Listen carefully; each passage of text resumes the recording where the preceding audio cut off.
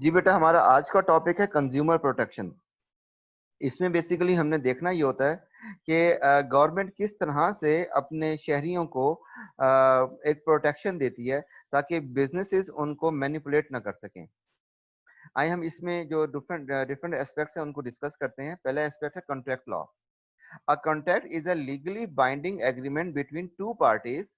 When a contract is made, each party is obliged to carry out this part of the agreement. Means कि whenever you sign any contract, you are bound to follow all mode of understanding. If one party fails to do what was agreed in the contract, the injured party can take legal action for breach of contract. अब यहाँ पे जो एक term use की गई है injured party. Injured party का मतलब ये है कि वो पार्टी जिसको नुकसान हुआ है। मीन्स के एक पार्टी ने अपना जो एग्रीमेंट था वो ब्रेक किया, तो डेफिनेट सी बात है उस एग्रीमेंट के ब्रेक होने की वजह से दूसरी पार्टी नुकसान बर्दाश्त करने करेगी, तो इसको बोलते हैं इंजर्ड पार्टी।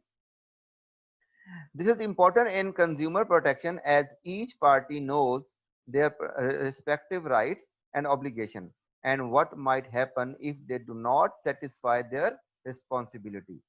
जो पार्टी कॉन्ट्रैक्ट को ब्रीच कर रही होती है, एग्रीमेंट को ब्रीच कर रही होती है, ब्रीच होता है खराब करना, तोड़ना, डैमेज करना, उसको भी पता होता है कि भाई उसके ये इस ब्रीचिंग की वजह से आगे जो इंजर्ड पार्टी है उसको बहुत नुकसान होता है। The detail of contract will vary in different jurisdictions, but usually there are three key elements. Number one, offer and accept. कि दो पार्टीज में से कोई एक पार्टी अपनी तरफ से कोई एक ऑफर प्रेजेंट करती है और सेकंड पार्टी उस ऑफर को एक्सेप्ट कर लेती है। सेकंड पॉइंट देखिए, an intention to create a legal relationship. इसको हम बोलते हैं बाइंडिंग कॉन्ट्रैक्ट। कि मींस के लीगल रिलेशनशिप का मतलब ये होता है कि आप अपने जो अंडरस्टैंडिंग है, जो आपका एग्रीमेंट होने जा रहा है, आप उसको बकायदा कानून की सपोर्ट ले लेते हैं। कानून की सपोर्ट का मतलब यह है कि आपने उस कॉन्ट्रैक्ट को जो बकायदा एग्रीमेंट करना है उसके लिए आप या कोई स्टाम्प पेपर यूज कर लेते हैं या किसी लॉयर को इन्वॉल्व कर लेते हैं, और अपने इससे होता यह है कि दोनों पार्टीज जरा एक्टिव हो जाती हैं और वो कोशिश उनकी ये होती है कि वो ब्रीच ना करें, क्योंकि लीगल एक्शन में फिर अगेन बहुत सारी कॉम्प्लिकेशंस आ जाती हैं। Consideration, what each party gives the other in the contract। कि मीन्स के दोनों पार्टीज एक दूसरे को सपोर्ट कर रही थी। जैसे मैं आपको इसकी एक छोटी सी एग्जांपल बता देता हूँ। होता यह है कि फॉर एग्जांपल किसी एक पर्सन के पास कुछ अमाउंट है और वो साहब बिजनेस करना चाह रहे हैं, पैसे इन्वेस्ट करना चाह रहे हैं, और दूसरे पर्सन के पास स्किल है बिजनेस करने की। अब हो सकता है कि इन दोनों का एग्रीमेंट हो जाए और उस एग्रीमेंट में ये बात तय हो कि जनाब एक पर्सन जो है ही विल डू बिजनेस और दूसरा पर्सन जो है वो पैसे इन्वेस्ट करेगा, क्योंकि बिजनेस बगैर पैसों के करना बहुत मुश्किल होता है, तकरीबन नामुमकिन होता है। तो ऐसे में क्या होता है कि अब इन दो पार्टीज में कॉन्ट्रैक्ट हो जाएगा और दोनों पार्टीज का अपना अपना एक इंटरेस्ट होता है कि वो पैसे लगा के लाइक पैसे इन्वेस्ट करके पैसे कमा रहा होता है, दूसरा पर्सन जो है उसके पास पैसे नहीं होते, तो वो क्या कर रहा होता है, वो उसमें बेसिकली जो अपना स्किल है वो स्किल यूज करके पैसे कमा रहा होता है। तो इस तरह से दोनों को एक दूसरे से फायदा हो जाता है।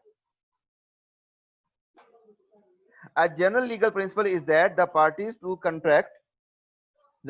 contract are free to enter onto the agreement without interference of law and to decide the terms of contract between themselves. This is known as the acceptance as the concept of freedom of contract। इसको क्या बोलते हैं? Freedom of contract. देखिए इसके आगे further दो points हैं। Number one is employment contracts are usually governed largely by employment legislation. ये जो हमने कल सारे एम्प्लॉयमेंट के वो रूल्स पढ़े थे कि एम्प्लॉयमेंट देने के पॉइंट ऑफ व्यू से आपके आपके ऊपर क्या क्या जिम्मेदारियां आती हैं, नंबर वन। नंबर टू, जो पर्सन वो एम्प्लॉय हो रहा है उसके ऊपर भी कुछ रिस्पॉन्सिबिलिटीज होती हैं, तो we need to be conscious for that. Second point देखें, standard form contracts are contracts where the terms are stated to the consumer on a take it or leave it basis। बेटा इसका मतलब यह है, आपने बल्कि मुझे यकीन है कि आप में से कभी किसी ने इस बात का ख्याल नहीं किया होगा कि आप जब कभी कोई भी प्रोडक्ट परचेज करते हैं, मैं फॉर एग्जांपल की बात करता हूं कि जी आपने ऑल पर मिल्क आपने परचेज किया, even we do not bother to watch the expiry date. हमें से कुछ लोग चले ख्याल कर भी लेते हैं कि जी पहले एक्सपायरी डेट देख लेते हैं, लेकिन मेजोरिटी जो है वो एक्सपायरी डेट का भी ख्याल नहीं करते। अच्छा, उसके अलावा एक जो नेक्स्ट बात मैं बताने जा रहा हूँ वो आज तक किसी ने यूज नहीं की होगी। दैट इज कि हमने कभी ये नहीं देखा कि ऑल पर मिल्क है, या ऑल पर डेवलपर है, या ऑल पर आप कह लें कि वो लिक्विड में कुछ एसेंस आते हैं, या वो है। We don't bother. बीच में अभी एक अल्पर मिल्क तो क्लेम करता है कि जी उसका जो दूध है वो वाकई ही दूध है, उसमें थोड़ा सा उन्होंने बाकी उसको क्या कहते हैं प्रोसेस किया हुआ ताकि जल्दी एक्सपायर ना हो। अदरवाइज बीच में एक दूध आया था जिसका नाम था तरंग, वो बेसिकली दूध नहीं था, दैट वाज डेवलपर। तो अब लोगों ने उसको दूध समझ के परचेज करना शुरू कर दिया। फिर बाद में कंप्लेंट्स आना शुरू हो गए कि भाई ये तो बहुत पतला सा है, ये अजीब सा है, इसमें ये फ्लेवर नहीं है, ये टेस्ट नहीं है। तो तरंग कंपनी ने फिर बकायदा मेंशन किया कि जी हमने तो पहले ही कहा था कि हमारा दूध दूध नहीं है, डेवलपर है। इसी तरह से हमारी आधी से ज्यादा आवाम ये समझती है कि एवरीडे मिल्क है। Everyday is not a milk, it's a developer. तो वो ये वही वही पॉइंट है कि ये हम ये जो कंपनीज जो प्रोडक्शन करती हैं वो उसके ऊपर सब कुछ मेंशन कर देती है। We don't bother to read.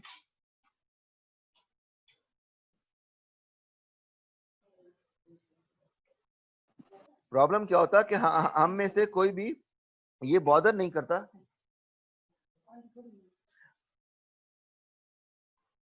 कि हमें एक दफा उसको रीड तो करें कि उसके ऊपर लिखा क्या हुआ है।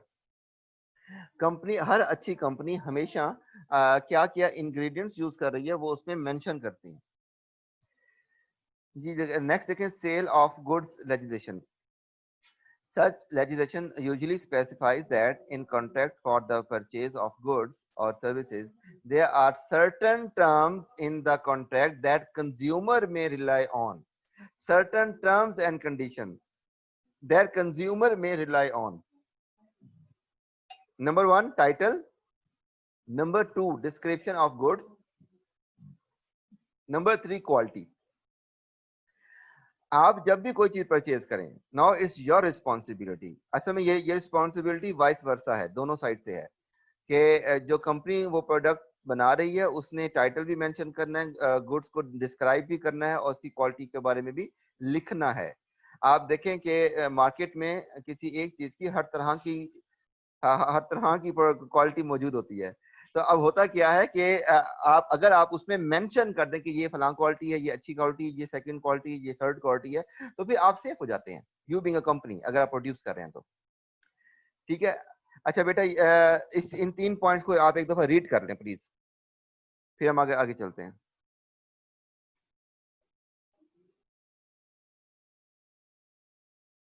हाँ जी बेटा, पढ़ लिया, ये पॉइंट समझ आ गए सर? प्लीज मुझे रिप्लाई कर दें, सब ये तीनों पॉइंट्स क्लियर हो गए हैं आपको? और उसके अलावा जो हमने आज ऊपर एक टॉपिक डिस्कस किया, मुझे उसका भी बता दें, is it clear? Okay, thank you, I am getting your replies. जी बेटा, नेक्स्ट देखें, responding to political and legal development. देखें बेटा, हमारा चैप्टर का नाम क्या है? Business environment. तो बिजनेस ने जिस कंट्री में ऑपरेट करना होता है उस कंट्री के जो रूल्स रेगुलेशंस और उसमें जो भी लीगल और पॉलिटिकल डेवलपमेंट्स हो रही हैं, तो उसको हर ऑर्गेनाइजेशन अपने तौर पे मैनेज कर रही होती है। तो वी नीड टू अंडरस्टैंड, आगे देखें, हम इसको डिटेल में डिस्कस करते हैं। Business organizations need to recognize the significant political and legal factors that affect their business, and they have to decide how these factors should affect what they do. ठीक है कि देखना यह है कि अब कोई भी एक डेवलपमेंट हो रही है, जैसे फॉर एग्जांपल बेनजीर का क्या कहते हैं असासिनेशन हुई थी, तो बेनजीर की उसके उस इवेंट के बाद बहुत ज्यादा पूरे मुल्क में हंगामे शुरू हो गए थे, तोड़ फोड़ शुरू हो गई थी। तो ये एक ऐसी पॉलिटिकल सिचुएशन होती है जिसमें बिजनेस डिस्टर्ब होता है, हर हाल में होता है। सेम लाइक जो इमरान खान साहब ने धरना दिया था इधर डी चौक पे इस्लामाबाद में, उस धरने की वजह से बहुत सारी डेवलपमेंट्स हुई, बिजनेस बहुत डिस्टर्ब हुए। तो ये अब ऑर्गेनाइजेशंस क्या कर रही होती हैं, इन सारे इवेंट्स को देख रही होती हैं, फोरकास्ट कर रही होती हैं, और उससे टैकल करने की स्ट्रेटेजी बना रही होती हैं। जैसे देखें अब इसमें कोविड-19 में पूरी दुनिया इफेक्ट हुई है, पूरी दुनिया के बिजनेस इफेक्ट हुए हैं, लेकिन समहाउ लोगों को स्विच करना पड़ा है अपना क्या कहते हैं फिजिकल बिजनेस से वर्चुअल बिजनेस की तरफ। तो this is something like changes. अभी देखें इसके आगे फर्दर दो 2 पॉइंट्स हैं, वी डिस्कस इट। चेंजेस और potential changes in each of these factors, यही बात की है मैंने आपको। अभी आप अगर इसकी क्या कहते हैं कोरोना की एग्जांपल ले लें, कोविड-19 की एग्जांपल ले लें, तो इसमें ओवरऑल बिजनेसेस को अपने आप को चेंज करना पड़ा है, मजबूरी है उनकी। सेम लाइक अगला पॉइंट देखें, changes in the significance of each factor including the growing importance of factors that were previously relatively unimportant। अब देखें फॉर एग्जांपल, अभी आपको इस बात का अंदाजा होगा कि पाकिस्तान में जो ऑर्गेनाइजेशन बिजनेस कर रही हैं उनके लिए एक पीक टाइम होता है ईद का मौका, छोटी ईद हो, ईद उल फितर हो या ईद उल अजहा हो। इन बोथ केसेस तकरीबन हर चीज की डिमांड बढ़ जाती है, तकरीबन हर चीज की। अब बिजनेस क्या कर रहे होते हैं कि इसको फोरकास्ट कर रहे होते हैं और उसी की तरह से अपनी जो प्रोडक्शन को इंक्रीज कर रहे होते हैं। अब आज देखा जाए तो this is not a political development, लेकिन ये एक जनरल डेवलपमेंट है जिसमें बिजनेस को अपने आप को रिस्पॉन्ड करना होता है। नेक्स्ट पॉइंट देखें, lobby group. Large companies often use lobby groups to represent their interest by communicating with politicians and government officials. आपने सुना होगा अंजुमन ताजरान पाकिस्तान, बहुत कॉमन सी एक। अब ये फॉर एग्जांपल जैसे हम अंजुमन ताजरान पाकिस्तान कह रहे हैं, इसी तरह से और बहुत सारी ऑर्गेनाइजेशन बन जाती हैं, इनको बोलते हैं लॉबी ग्रुप। अब ये क्या करते हैं, अभी आपने शायद बीच में सुना होगा कुछ अर्सा पहले कि पाकिस्तान गवर्नमेंट ने टैक्स इंक्रीज कर दिया था और बिजनेस में जो सेल्स परचेज होती हैं उसके लिए कुछ टर्म्स एंड कंडीशन इंट्रोड्यूस करा दी थी। तो उसके बाद पूरे ताजिर जो हैं, सारे ताजरान जो हैं वो उसको रोने धोने पे आ गए थे और बहुत इन्होंने स्ट्राइक की थी। और फिर जो इनके जो मेंबर्स हैं वो जाके गवर्नमेंट के ऑफिशियल से मिले थे कि जी वो ये था कि जी हर 50,000 की जो ट्रांजैक्शन है उसमें आपको रिकॉर्ड पेश करना होगा, सीएनसी की किसी कॉपी लगानी होगी और इस किस्म की कुछ चीजें थी। तो इससे ये था कि ना इससे चोर बाजारी खत्म हो जानी थी। लेकिन ये नहीं, ये जो लॉबी ग्रुप्स हैं ये इतने स्ट्रांग हैं कि इन्होंने अपनी एहतजाज करके और अपना उसको लॉकडाउन करके और इस किस्म की सिचुएशन क्रिएट करके, आपको याद होगा बिजनेस काफी टाइम क्लोज रहे थे, मेरा ख्याल है शायद 2-3 हफ्ते बिजनेस क्लोज रहे थे। तो ये होते हैं लॉबी ग्रुप्स। ये तकरीबन हर बिजनेस में, हर इंडस्ट्री में ये होते हैं। एक होता है जैसे जो मैं आपको बता रहा हूँ अंजुमन ताजरान पाकिस्तान, एक ये है। इस तरह से वो जो ऑटोमोबाइल इंडस्ट्री है उनकी अपना लॉबी ग्रुप है। इस तरह तकरीबन हर उसके वो लॉबी ग्रुप बने होते हैं। ये लॉबी ग्रुप बेसिकली अपनी पूरी इंडस्ट्री के इंटरेस्ट वॉच कर रहे होते हैं। इनका टारगेट ये होता है कि अगर ये किसी भी तरह से इफेक्ट होने लगे तो वो फौरी तौर पे जिन लोगों का एहतजाज शुरू होता है ये लोग बिल्कुल यूनाइट हो जाते हैं। इसको बोलते हैं लॉबी ग्रुप। जी बेटा, ये समझ आ गया, मुझे रिप्लाई कर दे फटाफट।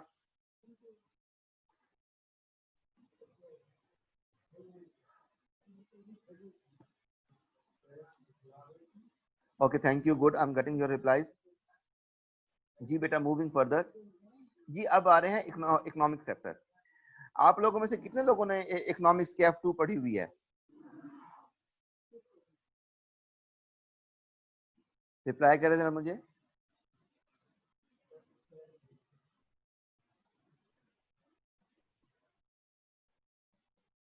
अच्छा, जिन लोगों ने पढ़ी हुई है ये सारे कॉन्सेप्ट्स वही हैं, लेकिन जिन लोगों ने नहीं पढ़ी हुई उनको मैं फर्दर समझा देता हूँ।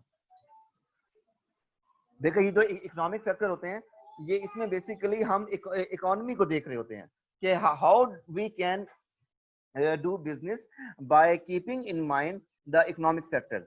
इकोनॉमिक फैक्टर जो है ना ये एक बड़ा बहुत ब्रॉडर सी टर्म है।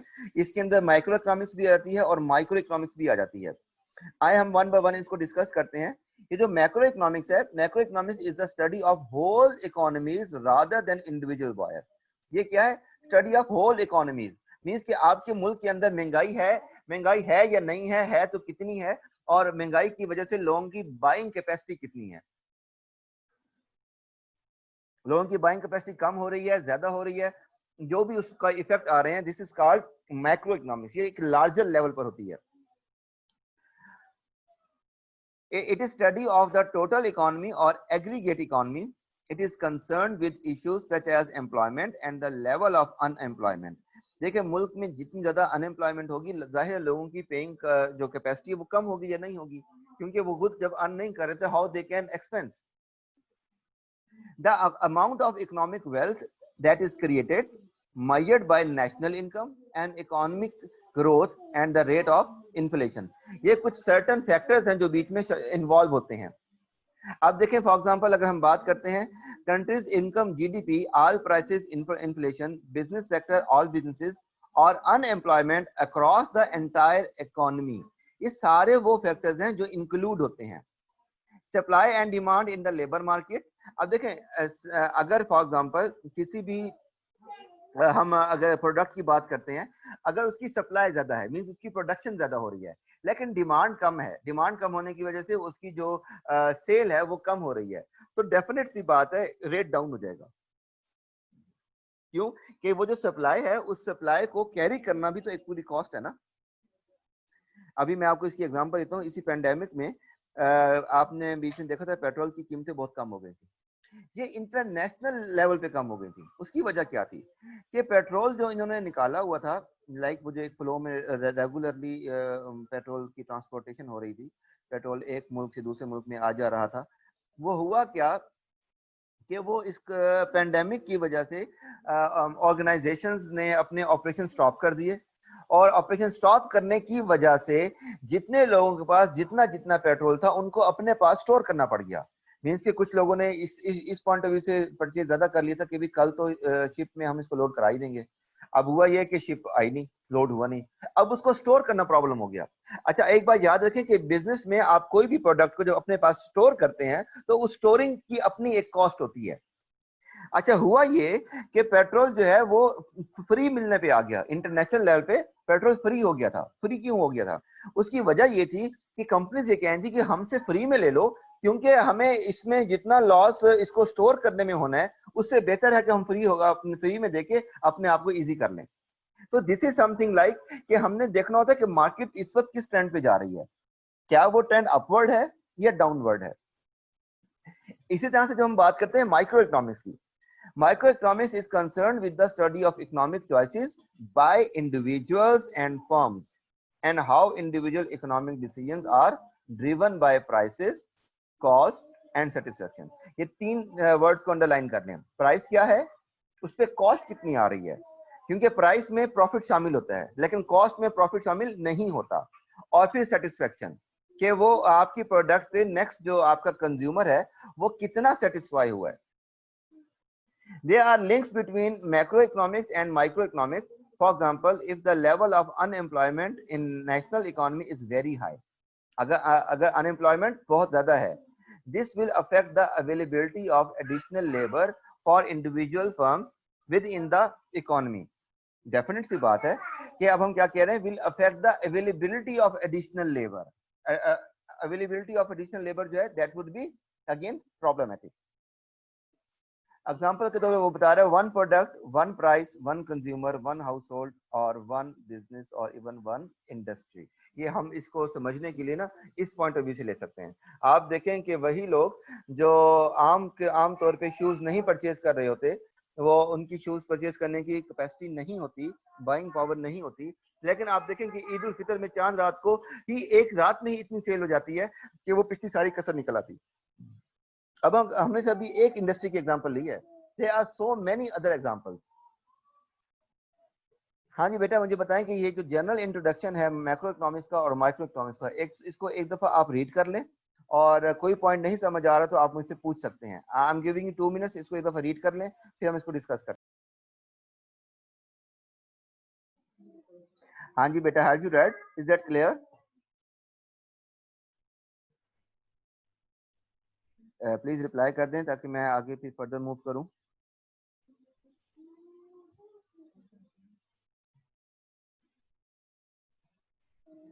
Okay well thank you, but I got your replies. अच्छा बेटा, मैं आपको दोबारा हल्का सा एक ओवरव्यू दे रहा हूँ क्योंकि ये बेसिक कॉन्सेप्ट है, ये आपको समझ आना बहुत जरूरी है. देखो मैंने आपको बताया कि मैक्रो इकोनॉमिक्स वो है जो कि ओवरऑल इम्पैक्ट बिजनेस पे पड़ता है. ओवरऑल का मतलब क्या है कि मुल्क में महंगाई कितनी है, मुल्क में लोगों की बाइंग कैपेसिटी कितनी है, मुल्क में एम्प्लॉयमेंट या अनएम्प्लॉयमेंट की रेशियो कितनी चल रही है। ये ब्रॉडर फैक्टर्स हैं। जैसे फॉर एग्जांपल पेंडेमिक है, कोविड 19 की वजह से लोगों का इनकम जो है वो रुक गई है। लोगों की इनकम रुकने की वजह से उनकी बाइंग कैपेसिटी भी रुक गई है। तो ये क्या है, ये मैक्रो इकोनॉमिक्स में आएगा। माइक्रो इकोनॉमिक्स में क्या होता है कि किसी एक इंडिविजुअल का कोई प्रॉब्लम है तो इसमें हमने ब्रॉडर फैक्टर्स नहीं देखते हैं, इसमें हमने इंडिविजुअल के फैक्टर्स देखने होते हैं। फॉर एग्जांपल देखिए जी, लेट्स सपोज मैं आपको समझाने के लिए बता रहा हूँ कि हर तरह से हालात बिल्कुल नॉर्मल है, कोविड 19 भी नहीं है और बिजनेस भी बिल्कुल फ्लो में है। अब किसी एक ह्यूमन बीइंग की, किसी एक इंसान की तबीयत खराब हो जाती है, फॉर एग्जांपल किसी को खुदा ना खास्ता हार्ट अटैक हो जाता है। अब उस हार्ट अटैक की वजह से वो जॉब पे नहीं जा सकता, या अगर वो बिजनेस करता है तो बिजनेस पे नहीं जा सक रहा, तो उसकी अर्निंग नहीं हो रही। अब उसकी उस अर्निंग ना होने की वजह से उसकी बाइंग कैपेसिटी कम हो गई है। उसकी बाइंग कैपेसिटी कम होने की वजह से वो अब कुछ सेल परचेज नहीं कर, सॉरी सेल कह रहा हूँ, परचेज नहीं कर सकता। तो ये किस में आएगा, माइक्रो इकोनॉमिक्स में आएगा। हाँ जी बच्चों, इज दैट क्लियर? अब हम देखते हैं one by one macro economics के factors. Economic policy, macro economic का एक बड़ा फैक्टर होता है इकोनॉमिक पॉलिसी। गवर्नमेंट की अगर पॉलिसीज गलत हों, इसमें मेजर रोल कौन प्ले करेगा, गवर्नमेंट, क्योंकि इंडिविजुअल नहीं है ना ये। A government develops a macroeconomics policy. The aim of government economic policy is normally concerned with objectives such as achieving economic growth, full employment, stable prices, and sustainable balance of payments. ये सब चीजें हैं जो आपने mind में रखनी है। इसको बल्कि अगर आप अंडरलाइन कर सकते हैं तो अंडरलाइन कर लें कि गवर्नमेंट ने क्या करना होता है, इकोनॉमिक ग्रोथ करनी होती है, फुल एम्प्लॉयमेंट की तरफ जाना होता है, स्टेबल प्राइसेस देने होते हैं जो कि पाकिस्तान में तो कभी स्टेबल हुए ही नहीं है, सस्टेनेबल बैलेंस ऑफ पेमेंट्स। ये 4 पॉइंट्स है जो आपने अंडरलाइन करने हैं।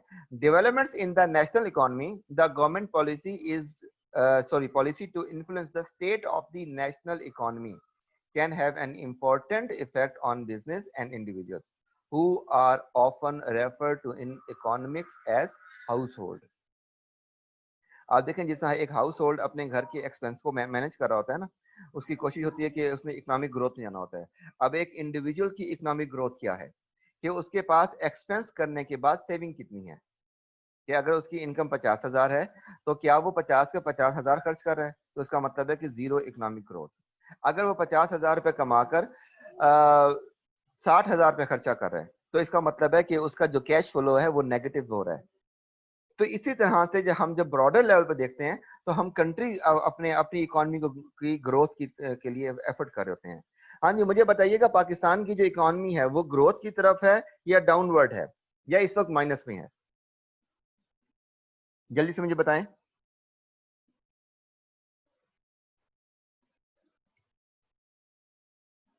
Yes very good. ये कौन कह रहा है ग्रोथ में? मुझे लगता है कि इमरान खान ने कोई आपको स्पेशल मैसेज भेजा कि पाकिस्तान की इकोनॉमी ग्रोथ में है।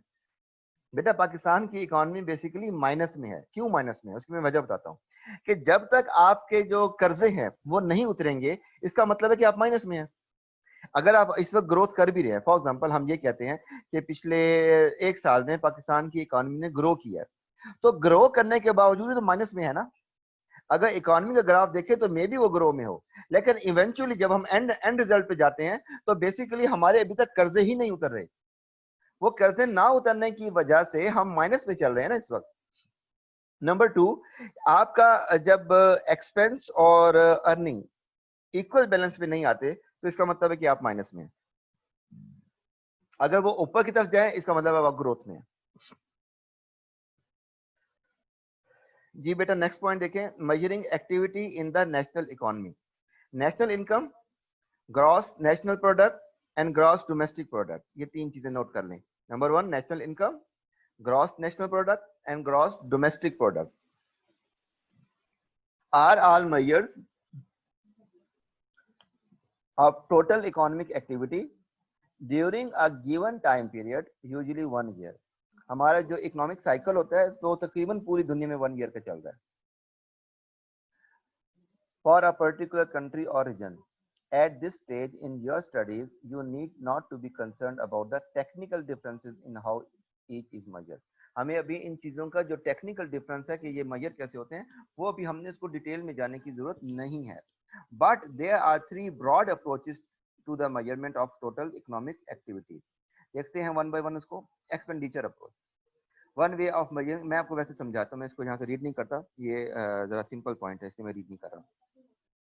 बेटा एक्सपेंडिचर अप्रोच क्या होती है कि आपके एक्सपेंस कितने हो रहे हैं।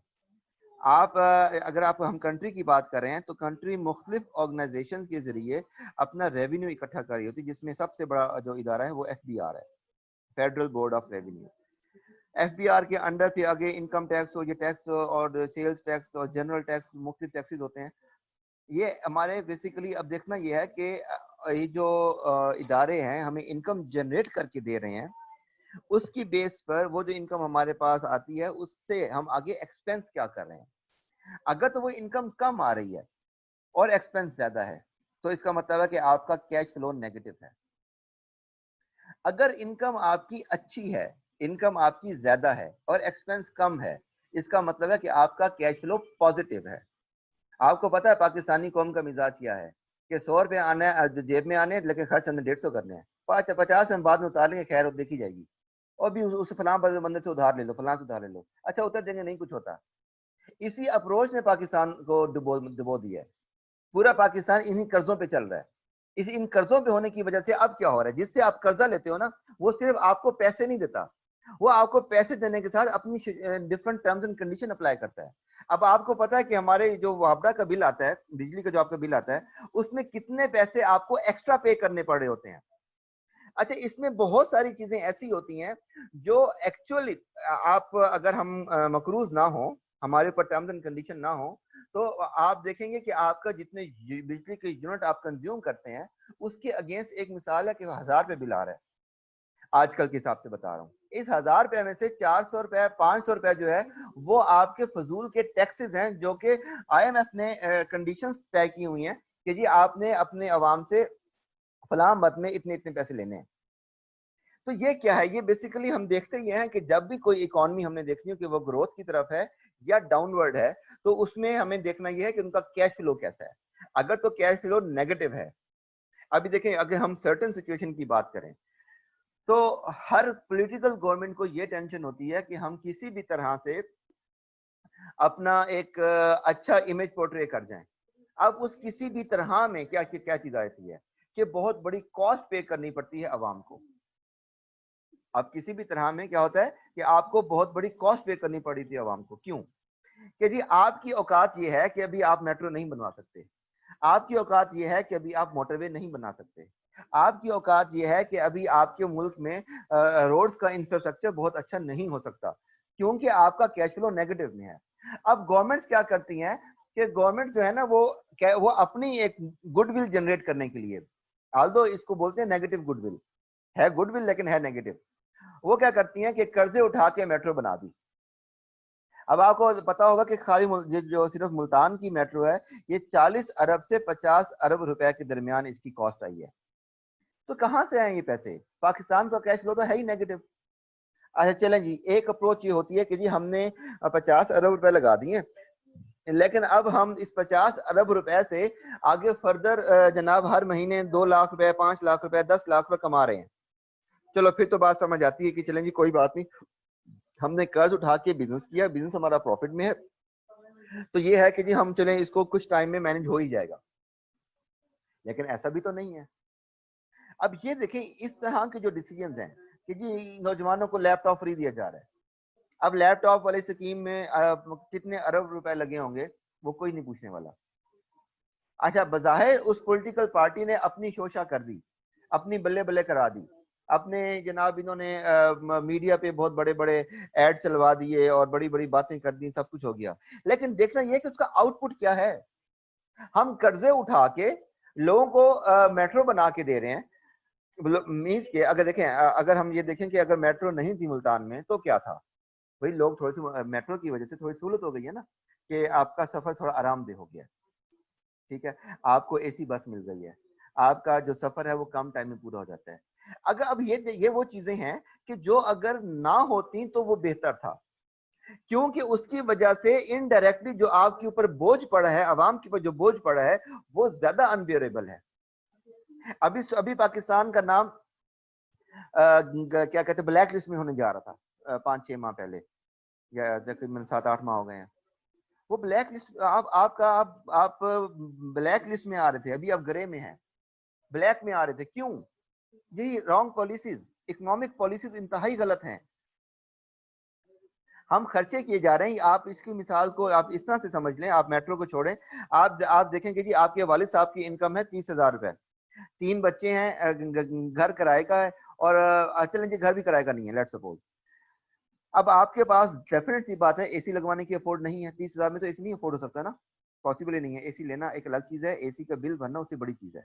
आपके घर में कारपेट कालीन नहीं हो सकता, आपके घर में क्या कहते हैं, मे बी फर्स्ट उसके ना हो, टाइलों वाले ना हो, आपके घर में सोफे बहुत अच्छे महंगे वाले ना हो। बस ये है कि 2-3 वक्त की रोटी ही खाई जा रही है, इससे ज्यादा की गुंजाइश नहीं है। लेकिन आपके वालिद साहब ये फैसला करते हैं कि नहीं जी छोड़ें, कोई बात नहीं, मैं अपने बच्चों को एसी भी लगवा देता हूँ, देखी जाएगी, मैं कर लूंगा मैंने। किसी से पकड़े जनाब पैसे और उधार उठाया और उठा के जी घर में एसी लगवा दिया। अब मुझे बताएं, ये एसी लगवाना किसी भी तरह से अक्लमंदी वाला डिसीजन होगा? नंबर 1 कि आपने एसी के पैसे वापस उतारने हैं, देने हैं किसी को। नंबर 2, अब देखिए वो एक प्रेशर आपके ऊपर आएगा। नंबर 2, आपने उसका एसी का बिल अफोर्ड करना है। एसी का बिल बहुत कम भी, आप बहुत भी एहतियात से इस्तेमाल कर लें, 15,000 तो मिनिमम है, अगर आप उसको 10-15 घंटे चलाते हैं तो। अब दिस इज समथिंग लाइक कि ये वो कुछ फैक्टर्स हैं कि जो आपको रॉन्ग डिसीजन, ये सारी क्या है, एक्सपेंडिचर अप्रोच है, कि आप खर्चे किए जा रहे हैं बगैर सोचे कि आपके पास इनकम क्या है। अब होगा ये कि कुछ अरसे बाद जनाब आपके वालिद साहब को शौक हुआ, उन्होंने घर में जाम ला के टाइलें लगवा दी, फिर अच्छे सोफा लेके आ गए, फिर बच्चों की ख्वाहिश पे जनाब वो एलसीडी लगवा ली है, बच्चों ने जिद की तो अच्छे वाला मोबाइल लेकर दे दिया है। अब ये उधार उठाए जा रहे हैं। कुछ अरसे बाद नौबत ये आ जाएगी कि उधार लेने वाले इतना तंग करेंगे कि वालिद साहब को जनाब अब पता लगा कि घर बेच के अपने जो कर्जे हैं वो उतारने पड़ रहे हैं।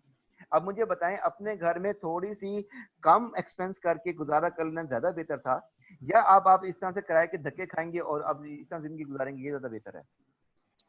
ये डिफरेंस है ग्रोथ अप्रोच का और इनकम अप्रोच का। आई होप कि बेटा आपको ये पॉइंट समझ आ गए होंगे। आप ऐसा करें कि फटाफट ये 2-3 पॉइंट्स को रीड कर लें, फिर हम इसको फर्दर देखते हैं। अगर आपको कोई पॉइंट नहीं समझ आता तो मैं डिस्कस करता हूँ। I am giving you 2 minutes, इसको रीड करें, कोई पॉइंट नहीं समझ आता तो मुझसे पूछ लें। हाँ जी बेटा, पढ़ लिया? Is that clear? ये तीनों अप्रोचेस समझ आ गई हैं आपको? Good, thank you, I am getting your replies.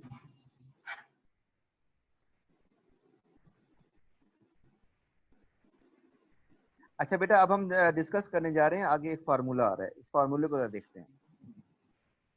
The expenditure approach to calculating economic activity. देखें, पहले तो आप इसकी जो टर्म्स है ना वो याद कर लें। C stands for amount of consumption, I stands for amount spent on investment, G stands for amount of government spending, क्योंकि हम बात कर रहे हैं मैक्रो इकोनॉमिक्स की, इसलिए हम गवर्नमेंट स्पेंडिंग की बात कर रहे हैं। X stand for exports, M stands for import. अच्छा, आप मुझे, मैं वैसे आपसे पूछ रहा हूँ, एक बात बताएं कि अगर किसी मुल्क की एक्सपोर्ट ज्यादा हो तो फायदा होता है या इंपोर्ट ज्यादा हो तो फायदा होता है? जल्दी से रिप्लाई करके बताएं। अगर किसी मुल्क की एक्सपोर्ट ज्यादा हो तो फायदा होगा या इंपोर्ट ज्यादा हो तो फायदा होगा? जी शाबाश बेटा, यस वेरी गुड। ये एक्सपोर्ट ज्यादा होगी तो फायदा होगा। उसकी वजह क्या है? क्योंकि जब आप एक्सपोर्ट कर रहे हैं तो एक्सपोर्ट करने के लिए आपको प्रोडक्शन करनी है, प्रोडक्शन करने के लिए आपको लेबर चाहिए, लेबर जब आप यूटिलाइज करेंगे तो आपके मुल्क से अनएम्प्लॉयमेंट कम होगी। अच्छा, प्लस जब आप वो प्रोडक्ट तैयार हो जाएगी, आप उस प्रोडक्ट को बाहर भेजेंगे तो उससे भी आप प्रॉफिट कमाएंगे। तो हमेशा एक्सपोर्ट फायदा मंद होती है किसी भी मुल्क की इकोनॉमिक ग्रोथ के लिए। इंपोर्ट में नुकसान ही नुकसान है। एक तो अनएम्प्लॉयमेंट वैसे ही रहेगी, नंबर 2 कि वो जो आप चीज परचेज कर रहे होंगे वो आपको महंगी मिल रही होगी। अभी देखें, पाकिस्तान गवर्नमेंट ने अभी कुछ अर्सा पहले ये जो गाड़ियों की इंपोर्ट है उस पर पाबंदी लगाई है। पहले इंपोर्टेड गाड़ियां बहुत आ रही थी, जापानीज गाड़ियां बहुत आ रही थी, लेकिन इस गवर्नमेंट ने आके उसको बैन किया है। उसकी वजह ये थी कि सारा हमारा पैसा जो था वो बाहर जा रहा था। हमारे मुल्क की जो इनकम में जो क्या कहते हैं इकोनॉमिक साइकिल में एक्सपोर्ट की सूरत में, सॉरी इंपोर्ट की सूरत में बहुत सारा पैसा बाहर जा रहा था, तो वो नुकसानदेह था जी। नेक्स्ट देखें जनाब, government economic policy AIIMS. Government जब भी कोई इकोनॉमिक पॉलिसी बनाती है तो उसका एम क्या होता है? The main aim of government economic policy is usually to increase economic wealth and achieve something close to full employment. दो पॉइंट्स आ रहे हैं, number one economic wealth and number two achieve something close to full employment. If economic growth and full employment are achieved, the wealth of country as a whole will increase. Overall जो पूरे मुल्क की जो wealth है वो increase होगी and everyone will benefit. A government economic policy aim is therefore to increase aggregate demand in the economy and achieve a steady annual growth in national income. देखिए इसमें सबसे बड़ा जो पॉइंट है ना, दैट इज कि अगर आपकी एक्सपोर्ट ज्यादा है तो ये एक सबसे बेहतरीन साइकिल होता है। अब आप देखेंगे चाइना ने इतनी तरक्की क्यों की है। चाइना दुनिया का पहले नंबर का जो न्यू उसकी आ रही है ना रिपोर्ट, वो नंबर पे है इकोनॉमिक ग्रोथ में। क्यों है? क्योंकि पूरी दुनिया में जो चीजें जा रही हैं वो मैन्युफैक्चर कहाँ हो रही हैं? चाइना में। मेजॉरिटी, सारी तो नहीं कह सकते, मेजॉरिटी एक बड़ा शेयर लिया हुआ है चाइना ने। सिर्फ चाइना की ग्रोथ का एक बड़ा जो फैक्टर है दैट इज जस्ट एक्सपोर्ट। किसी मुल्क की एक्सपोर्ट जितनी ज्यादा होंगी वो मुल्क उतनी ही ज्यादा तरक्की करेगा। Economic activity and so economic wealth is increased as a result of an increase in any of the items in the equation above. AD increased by an AD is increased by an increase in consumer spending, investment, government spending, or increase in the balance of payment X minus M. ये X minus M बताए क्या था? X stands for, जल्दी से बताएं, X stands for good और M stands for import, शाबाश। However, the issue is not so simple because increase in any item in this equation might lead to a reduction in other items. For example, अब हम ये देखते हैं कि ये जो इसने एक क्लेम किया, ये क्लेम क्या बनता है? An increase in government spending G provides an increase in the national income. But if the extra government spending comes from higher taxation and the higher taxation leads to a falls in consumption C and investment I, the end result might not be beneficial. अब देखें अगर आपकी आवाम जो है government को बहुत ज्यादा tax दे रही है तो क्या होगा, नुकसान क्या होगा कि कंज्यूमर की जो बाइंग पावर है वो कम हो जाएगी। कंज्यूमर की बाइंग पावर कम होगी तो आप कम एक्सपेंस कर रहे होगे प्रोडक्ट्स के ऊपर। जब आप प्रोडक्ट्स कम परचेज कर रहे होगे तो प्रोडक्ट्स की जो प्रोडक्शन है वो भी कम हो जाएगी, जो आजकल का सिनेरियो बना हुआ है। तो अगेन गवर्नमेंट ने जो टैक्स के जरिए उस तरह से पैसे कमाने थे कि आपका जो साइकिल है वो अब डिस्टर्ब हो जाएगा। तो उसकी वजह से क्या होगा कि ओवरऑल जो ग्रोथ है वो कम होगी। Similarly, an increase in consumption will provide an increase in national income, but the extra money spent on consumption might be diverted from spending on investment, so I will fail. I will fall. Or the goods might be purchased from other countries, so M will increase. अब देखें अगर ये वाला अगर scenario बन जाएगा तो क्या हो जाएगा? M will increase. M क्या है? Import है। और might be goods that would otherwise have been exported, so X will fall. ये कुछ फैक्टर्स होते हैं जो भी कोई इकोनॉमिस्ट होता है वो हमेशा इन फैक्टर्स को जहन में रखता है। You being a chartered accountant आपको बहुत एहतियात करने की जरूरत है, इन कॉन्सेप्ट्स को अच्छी तरह समझने की जरूरत है, क्योंकि इकोनॉमिक पॉलिसीज या इकोनॉमिक डिसीजंस ये इसमें आपको एक अच्छी डेप्थ चाहिए। अभी कल जो हम अपना नेक्स्ट लेक्चर देखेंगे उसमें ये जो ग्राफ आ रहा है इकोनॉमिक साइकिल वाला, इस ग्राफ की वजह से आपको बहुत सारी चीजें बहुत ज्यादा अच्छे तरीके से समझ आ जाएंगी। ओके बेटा, टाइम एंड हो रहा है, वी स्टॉप हियर टुडे। आज आई थिंक थर्सडे है, क्या दिन है आज? Let me check please. Yes, today Thursday. जी बेटा, कल आपका टेस्ट है। चैप्टर 1 का कितने पेज हो गए थे? चले वो मैं देख के बताता हूँ आपको।